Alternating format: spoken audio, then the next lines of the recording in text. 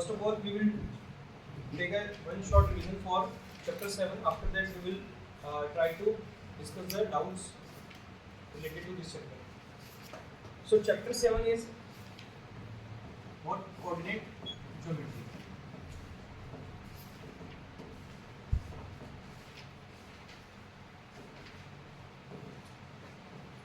Okay. Coordinate geometry is the field of mathematics in which we study the geometry related to coordinates. Okay. So to understand this, first of all we should understand the Cartesian plane. A Cartesian plane is a plane that is made by the intersection of two number lines, in which one number line is horizontal and the another number line is vertical. They intersect each other at point 0. दोनों एक दूसरे को कहाँ पर intersect करते हैं? 0 पर, and by making angle 90 degree between them. The horizontal number line is known as x-axis and the vertical number line is known as y-axis. है ना? हम इसे कुछ इस तरह से शो कर सकते हैं.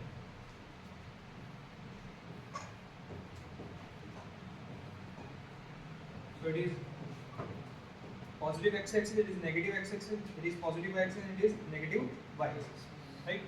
And the intersection point is 0 at both lines, and since these are number lines, so we can represent each and every number on these lines,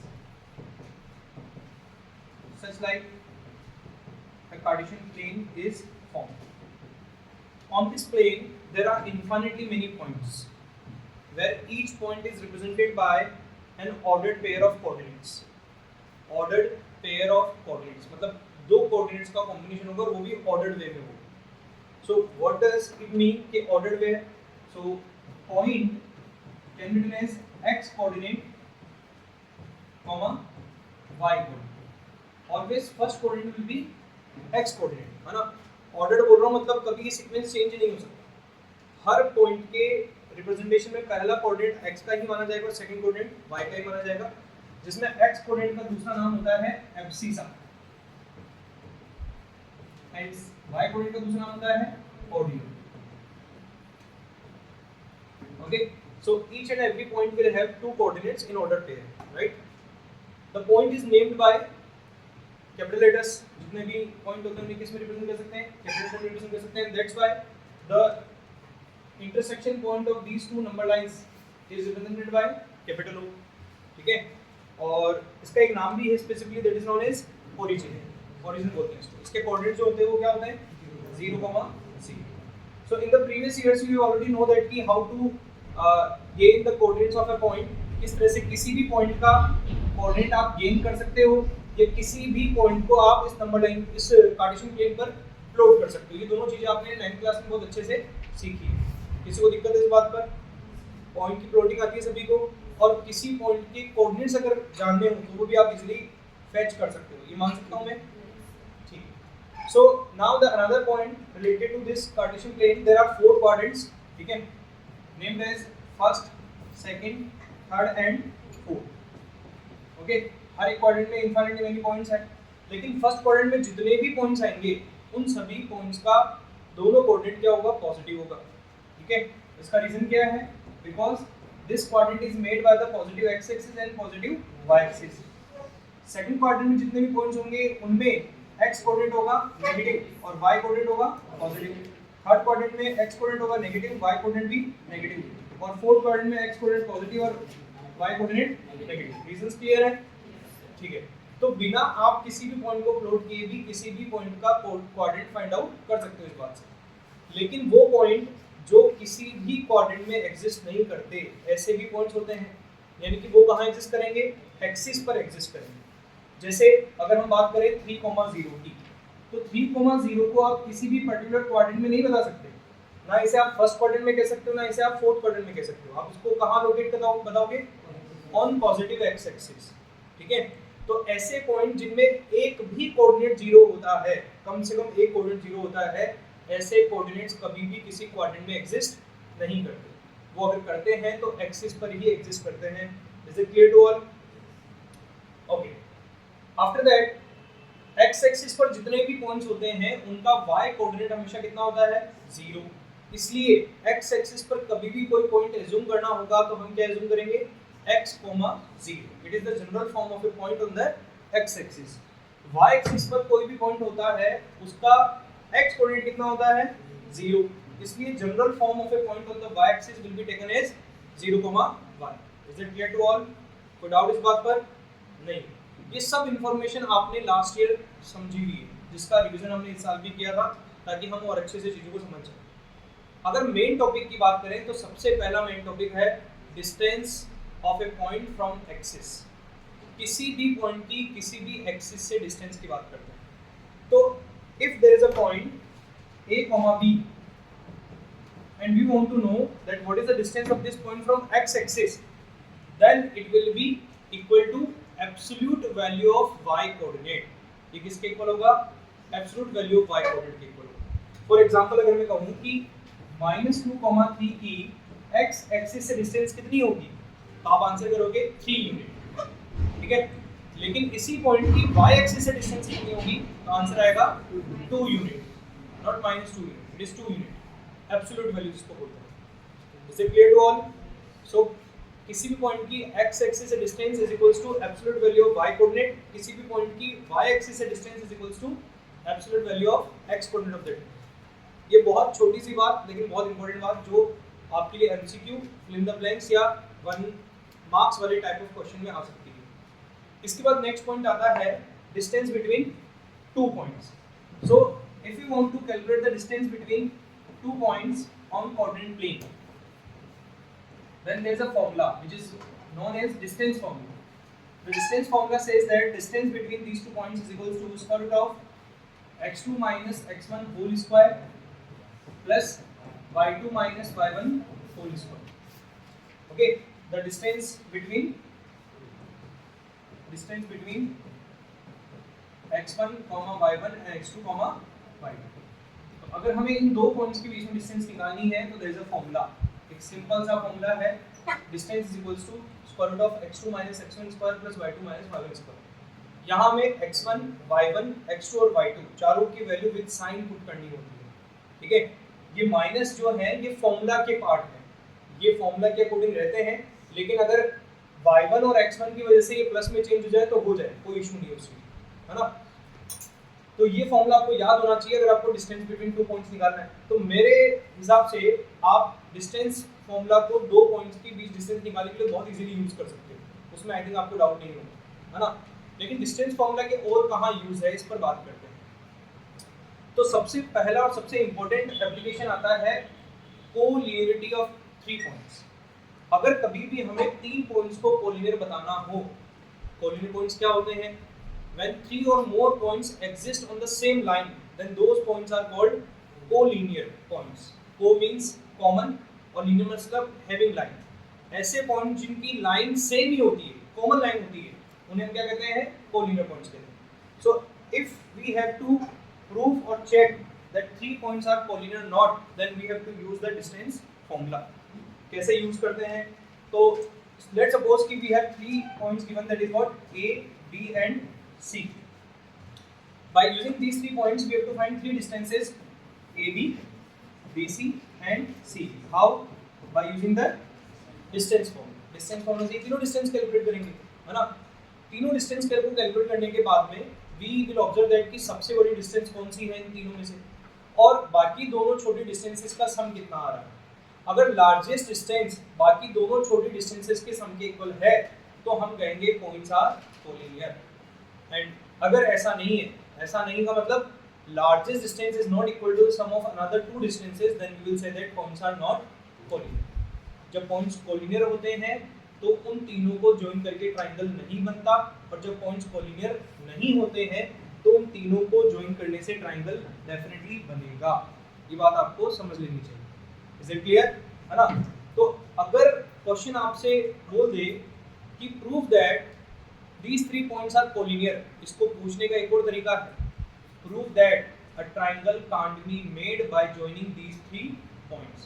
अब आप वहाँ सर पकड़ के बैठे रहो कि इसका मतलब क्या निकल रहा है, तो वो आपकी गलती है. Same meaning is there. Collinear proof करना मतलब ये प्रूफ करना कि तीनों को ज्वाइन करने से ट्रायंगल नहीं बनेगा. और कितना छोटा अमेंडमेंट होना भी चाहिए, है ना. आपको सिंपल क्वेश्चंस पर डिपेंडेंट नहीं रहना चाहिए, थोड़ा लैंग्वेज का चेंज आ सकता है, but you have to understand this, right. So can you easily check the points are collinear और नॉट? आई थिंक आपको रिकॉल हो रहा होगा, हम रिवीजन इसी तरह से करने की रिकॉल हो जाए कुछ भी। तो रिकॉल हो रही है, आपने ऐसी प्रैक्टिस की है जिसमें 3 पॉइंट्स की डिस्टेंसेस निकालने के बाद में आपने चेक किया है कि कोलिनियर है कि नहीं। उस पोर्शन में किसी को डाउट है तो मूव ऑन करते हैं। अब जब हमने ये चेक कर लिया कि 3 पॉइंट्स कोलिनियर होते हैं या नहीं होते हैं, इसको चेक करना में आ गया है, तो now we should try to find out the type of triangles made by 3 points if they are not collinear. अगर 3 पॉइंट्स हमें गिवन हो और हमसे कहा जाए कि उनसे बनने वाले ट्रायंगल का टाइप बताइए, तो उसके लिए हमें क्या देखना पड़ेगा? हमें ये तीनों डिस्टेंसेस फिर से कैलकुलेट करनी पड़ेगी। लेकिन ध्यान देना, टाइप ऑफ ट्रायंगल पूछने पर भी एक बार के लिए आपको चेक करना चाहिए कि पॉइंट्स आर कोलिनियर और नॉट। क्वेश्चन ने नहीं बोला, फिर भी आपको चेक कर लेना चाहिए, क्योंकि हो सकता है कि वहाँ टाइप ऑफ ट्रायंगल पॉसिबल ही ना हो, क्योंकि पॉइंट्स कैसे हो? कोलिनियर। ठीक है, तो एक बार के लिए आपको चेक कर लेना चाहिए। अगर वो कोलिनियर है तो आपको अपने आंसर के पार्ट में उसे ऐड ऑन करके बताना पड़ेगा कि पॉइंट्स आर कोलिनियर। अगर वो कोलिनियर नहीं है तो उसे मेन पार्ट में शो करने की जरूरत नहीं कि वो कोलिनियर क्यों नहीं है। वो जस्ट हमारा एक मेंटल ऑब्जर्वेशन होगा या ओरल ऑब्जर्वेशन होगा, रिटर्न में प्रेजेंट करने की जरूरत हमें नहीं होगी। किस केस में? अगर कोलिनियर नहीं है तो। Is it clear? अब अगर वो कोलिनियर नहीं है तो हम इन तीनों को ऑब्जर्व करेंगे। अगर ये तीनों अलग अलग हैं then it will be scalene triangle. इन तीनों में से कोई दो इक्वल हैं तो it will be isosceles triangle. अगर ये तीनों इक्वल है तो it will be equal triangle. और अगर इसमें सबसे बड़ी साइड का स्क्वायर बाकी दोनों छोटी साइड्स के स्क्वायर्स के सम के इक्वल आ जाए तो it will B A right angle triangle. तो मैंने आपको एक एडवाइस की थी कि अगर आपके पास आइसोसेलेस ट्रायंगल भी आ जाए और आपके पास स्केलेन ट्रायंगल भी आ जाए तो एक बार के लिए चेक कर लेना कि क्या वो राइट एंगल ट्रायंगल की प्रॉपर्टी फॉलो कर रहा है या नहीं। अगर वो कर रहा है तो फिर से आपको उसको कॉपी में शो करना पड़ेगा और प्रूफ करना, दिखाना पड़ेगा कि ना कि केवल ये स्केलेन ट्रायंगल है बल्कि राइट एंगल ट्रायंगल भी है, ना कि केवल ये आइसोसेलेस ट्रायंगल है बल्कि राइट एंगल ट्रायंगल भी है। लेकिन अगर वो आपके रफ पार्ट में ही डिक्लेयर हो रहा हो कि राइट एंगल ट्रायंगल नहीं है तो उसे कॉपी में शो करने की जरूरत नहीं है। आप अपना आंसर जितना आया था उसी के साथ आगे बढ़ सकते हैं। Is it clear? Equilateral triangle में ये चेक करने की जरूरत बिल्कुल भी नहीं है, क्योंकि कोई भी इक्विलेटरल ट्रायंगल कभी राइट एंगल ट्रायंगल नहीं बन सकता। Is it clear? ये बात है टाइप ऑफ ट्रायंगल पर। ऐसे ही बात आती है टाइप ऑफ क्वाड्रिलेटरल। क्वाड्रिलेटरल के लिए आपको 4 पॉइंट्स गिवन होंगे ए बी सी डी, लेकिन वहां से आपको डिस्टेंसेस कितनी निकालनी है? 6 distances. Keep remember 4 points you will be given but 6 distances will be measured, 4 for sides and 2 for diagonals. These are the sides and 2 for diagonals. So 4 points देकर के आपसे पूछा जाए कि बताओ इनसे बनने वाला क्वाड्रेटर कौन से टाइप का होगा, तो उसके लिए कंडीशंस है यू नो कि अगर opposite sides both pair of opposite sides are equal and diagonals are not equal, then it will be a parallelogram. If both pair of opposite sides are equal and diagonals are also equal, then it will be a rectangle. If all 4 sides are equal but diagonals are not equal to each other, that means it will be a rhombus. If all 4 sides are equal and diagonals are also equal, that means it will be a square, right? So 4 type of quadrilateral will be formed there. Is it clear to all? But मैंने उस समय कहा था कि जैसे ही आप ये कहने जाओ कि ये कौन सा टाइप ऑफ क्वाड्रिलेटरल है, उससे पहले 4 ट्राइंगल को कोलिनिटी के लिए चेक कर लो कि वो कोलिनियर है कि नहीं। और वो 4 ट्राइंगल कौन से हैं? तो सीरियल में अपन इसको लिखते हैं triangle ABC, triangle BCD, triangle CDA और ट्राइंगल डीए। ये 4 ट्राइंगल्स के लिए चेक करना है कि आर दे कोलिनियर और नॉट। अगर इनमें से एक भी ट्राइंगल कोलिनियर पॉइंट्स को बताता है, then you have to say that the quadrilateral can't be formed by using these 4 points.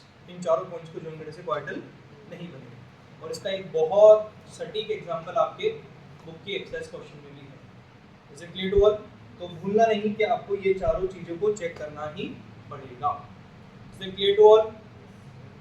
ठीक है, तो इस तरह से आप ये चेक कर सकते हो कि all 4 points are making which type of triangles। ठीक है, ये कर सकते हो। इसके बाद डिस्टेंस फॉर्मूला पर बेस्ड कुछ क्वेश्चन जो मैं आपके सामने रखता हूँ। एक पैटर्न ऑफ क्वेश्चन था कि if distance between 2, 3 and 5, y is 10 then find y। क्या कर सकते हो, देखते जाना, मैं आपको पैटर्न रख रहा हूँ आपके सामने। Second, find point on x axis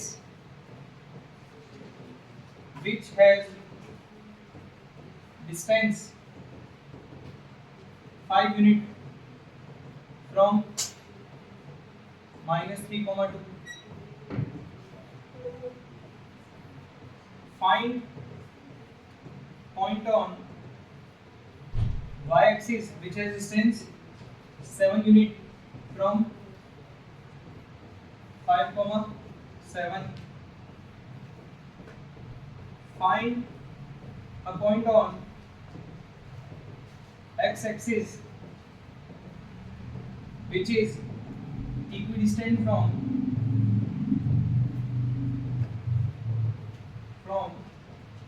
-3, 2 and 5, 6. Find a point on y axis which is equidistant from 2, 3 and 5, 1.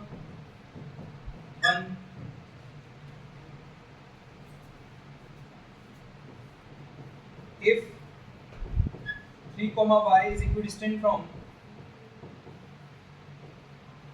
-3, 7 and 2, 3, then find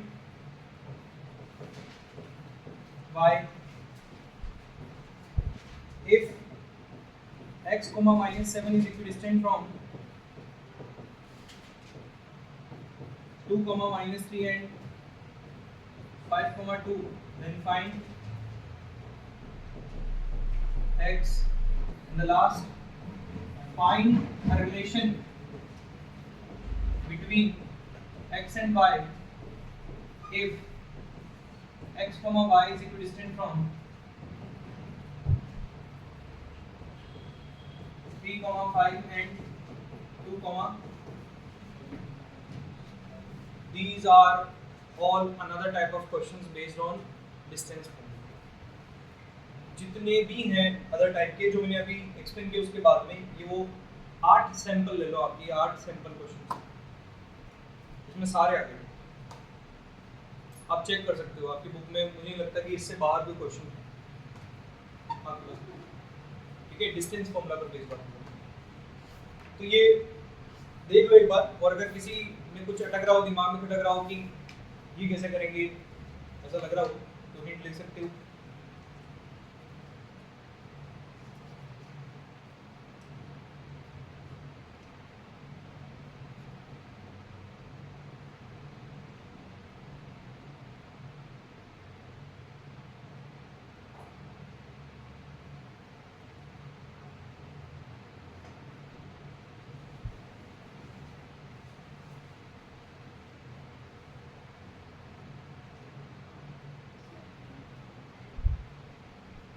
x, y is equidistant from these 2 points.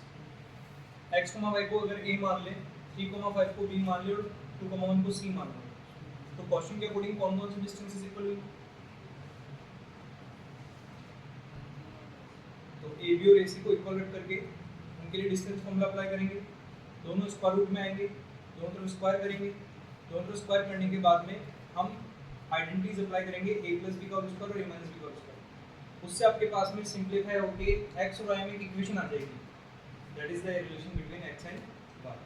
मैंने उस समय भी बताया था, relation between x and y has another meaning that equation between x and y। Yes, is it clear? आगे बढ़े। After this topic there is another topic that is called section formula. Section formula is designed to find the point of division when a line segment joining 2 points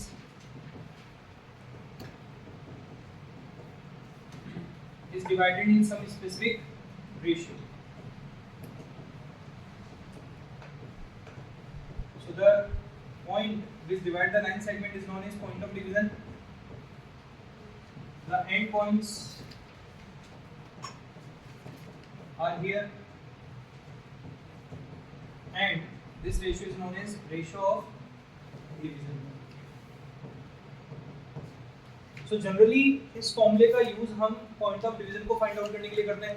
point of division को find करना मतलब उस point के coordinates को find करना. एक बात समझना, फाइंड द पॉइंट, क्वेश्चन बोलता है कि पॉइंट ए फाइंड करो, तो पॉइंट ए फाइंड करने का क्या मीनिंग है? इसका मतलब है कि ए के कोऑर्डिनेट्स फाइंड करो, सिंपल सी बात, right? So if a line segment is joining point x1, y1 and x2, y2 and point P is dividing the line in the ratio m:1, then by section formula we can say that point P will be equals to mx2 plus nx1 upon m plus n, comma my2 plus ny1 upon m plus n. This is called section formula. In this, P is the point of division. X1, y1 are the coordinates of first endpoint. X2, y2 are the coordinates of second endpoint. And m is to n is the ratio of division. Saying us to find the points which is trisecting the given line segment. Trisecting का मतलब हो गया 3 equal part में divide करना. So to divide a line segment into 3 equal parts, there must be need of 2 point of divisions. And in those 2 point of division, first point will divide the given line segment in the ratio 1:2 and the second one will divide 2:1. और ये कोई बताता नहीं है, ये हमें अपने common sense से समझना है. Is that clear to all? याद आ रहा है, रिकॉल हो रहा है, ठीक है, बनाने की जरूरत तो नहीं है. इसी तरह से अगर किसी लाइन सेगमेंट को 4 इक्वल पार्ट में डिवाइड किया जाना हो, तो how many point of division are required? 3, in which first point will divide the line segment in the ratio, second one will divide the ratio 2:2 या 1:1 and the third one will divide the ratio 3:1. Is it clear to all? तो ये 2 question भी आपके syllabus में आपको याद होगा. Next question है मेरा that find the ratio in which x axis will divide the line segment joining 2 points A 3,2 and B 5,7. अगर कभी लाइन सेगमेंट को पॉइंट्स को जॉइन करने वाली लाइन सेगमेंट को x एक्सिस डिवाइड करे तो किस रेशियो में डिवाइड करेगा? ये डिस्क्रिप्टिव में आंसर लिखना पड़ा तो कैसे करेंगे? We have to assume a point on x axis. x axis पर कोई पॉइंट कैसे अज्यूम करते हैं अपन जनरली? x, 0. सो x, 0 will be the point of division. वो point of division होगा. तो point of division will be equals to the point of division according to the section formula. हम राइट साइड में सेक्शन फॉर्मूला का use करके point of division find करेंगे. दोनों points को इक्वल रखने के बाद उनके कोऑर्डिनेट्स को कंपेयर करेंगे. हम कोऑर्डिनेट वो लेंगे जिसकी वैल्यू हमें पता है ताकि हम रेशियो फाइंड आउट कर सकें, ठीक है? तो x एक्सिस केस में y कोऑर्डिनेट्स के थ्रू रेशियो फाइंड होता है और y एक्सिस से डिवीजन के केस में x कोऑर्डिनेट को यूज करके रेशियो फाइंड आउट, अगर आपको रिकॉल हो रहा हो, ठीक है? ये तरीका था. इसके अलावा और कोई क्वेश्चन? हाँ, mid point formula. Mid point formula is a formula to find the mid point of a line segment joining 2 points. So if 2 points are there, x1, y1 and x2, y2, then the midpoint of that line segment will be given as x1 plus x2 upon 2, y1 plus y2 upon 2. इस midpoint formula को use करके बहुत अच्छा एक question बनाया गया that if 3 points of a parallelogram are given in the sequence and you are said to find the 4th coordinate of the parallelogram or rectangle or rhombus or square, any of these 4, then you can easily find out the fourth point by using the midpoint formula. How? In all these quadrilaterals you can say that diagonals bisect each other. By using this concept you can say that the midpoint of AC will be equal to midpoint of BD, and after that comparing both midpoints you can easily find out the fourth point of the quadrilateral. Recall हो रहा है कौन सा question था? ठीक है, I think last example है आपके इस चैप्टर का.